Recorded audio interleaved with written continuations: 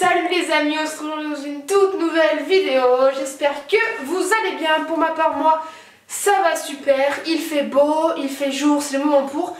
Ça, c'est le film de Miel Pops. Bon, bref, c'est pas grave.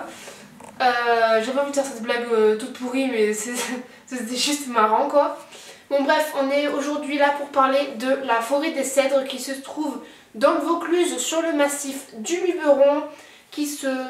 La forêt des cèdres se trouve sur 3 communes, donc sur les communes de Ménherbe, Beaugneux et Lacoste.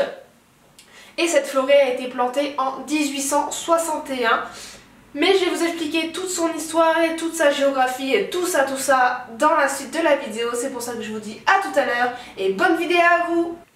Donc dans cette vidéo, vous allez voir plusieurs vidéos avec des beaux panoramas et des photos que j'ai prises lors d'une randonnée que j'ai effectuée à la forêt des cèdres évidemment. Et dans cette vidéo, je vais vous parler en voix off de la géographie de la forêt des cèdres, de son histoire et de sa faune et sa flore, tous les animaux et les plantes que vous pouvez voir à la forêt des cèdres. Donc pour commencer, la forêt des cèdres s'étend sur environ 250 hectares, ce qui est pour moi quelque chose d'énorme. Et elle se trouve sur la crête du massif du Luberon, qui se trouve évidemment dans le Vaucluse, dans la région Provence-Alpes-Côte d'Azur, en France, du coup dans le sud de la France. Et pour y aller à la forêt des cèdres, il faut prendre la route de Beaugneux en suivant la direction de Lourmarin, en passant par la combe de Lourmarin. Et ensuite, la forêt des cèdres se trouve à 727 mètres d'altitude, donc au sommet du massif du Luberon. Ensuite, pour tout ce qu'il y ait de l'histoire de la forêt des cèdres, la forêt des cèdres, c'est un vaste replat où le peuplement de cèdres fut semé vers 1861 grâce à des graines qui ont été récoltées en Algérie par quelques forestiers qui sont associés aux communes de Beaugneux, Ménherbe et Lacoste, et qui fournirent du coup la main d'œuvre pour planter toute cette petite forêt que l'on retrouve actuellement. Les premiers arbres, donc les premiers cèdres qui ont été plantés, sont arrivés à maturité et ont commencé à se reproduire à partir de 1920. Ensuite, vers 1930, on notait environ 60 hectares de cèdres. Donc on est loin des 250 hectares que l'on retrouve actuellement.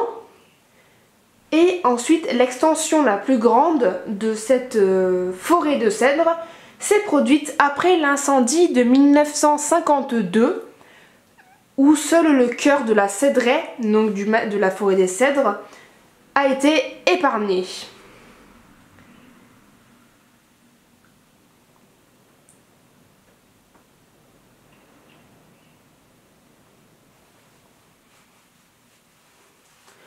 Donc la forêt des cèdres, elle est sous la protection de Natura 2000, qui est un réseau.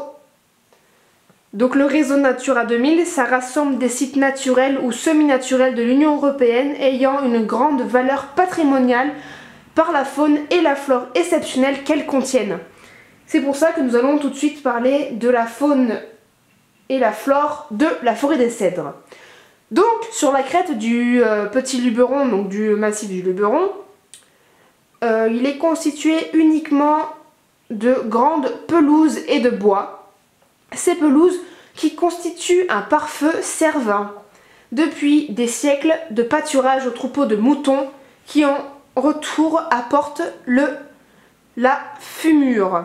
Et la fumure, pour vous dire, la fumure, le fumier c'est un genre de fumier en fait, qui sert de matériau semi-solide composé de différents déchets et de matières organiques issues de lisiers associés à de la litière absorbante et structurante de composition plutôt carbonée de type paille et céréales, fougères, granulés et de bois, etc. Ensuite, l'introduction de cèdres de l'Atlas, donc des Cedrus atlantica, donc les cèdres de l'Atlas algérien là, comme je vous l'ai dit tout à l'heure, a été une remarquable réussite. Ces cèdres se sont répandus naturellement, surtout vers le versant nord moins sec. Donc le versant nord du Luberon qui est moins sec que le versant sud. La flore de la forêt des Cèdres est très riche. On retrouve entre autres de l'iris nain, donc c'est un iris violet, du joue-barbe des toits, donc moi que je compare principalement à de l'artichaut comme on retrouve par chez moi. On y retrouve aussi de la scille automnale, de l'inule des montagnes et en abondance le genêt de Villars, ou encore plusieurs variétés d'orchidées sauvages comme l'orchimale et l'ophrys de Bertholon, qui est une espèce protégée. Donc la faune est constituée de petits mammifères comme le lièvre gris, victime de la surchasse, avec quelques martres et fouines. Plus abondant sur les sangliers, les renards et les blaireaux, ainsi que la circaète Jean le Blanc, qui est un rapace très dominant de la forêt des Cèdres.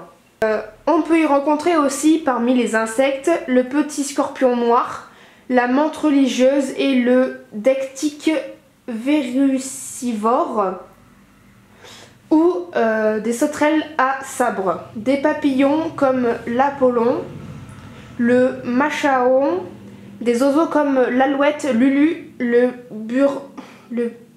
bruant ortolan, le piti des arbres, le bec des sapins, le bruant zizi, le reptile dominant des crêtes et la vipère aspic, prédatrice des insectes et oiseaux.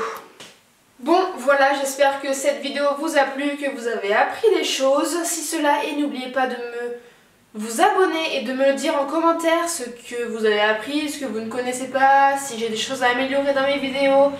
Tout ça, enfin, vous connaissez la chanson, n'oubliez pas le petit like ou le dislike, c'est comme vous voulez. Moi, dans tous les cas, ça veut dire que vous avez vu ma vidéo, que vous en avez pensé quelque chose, que ce soit bon ou mauvais.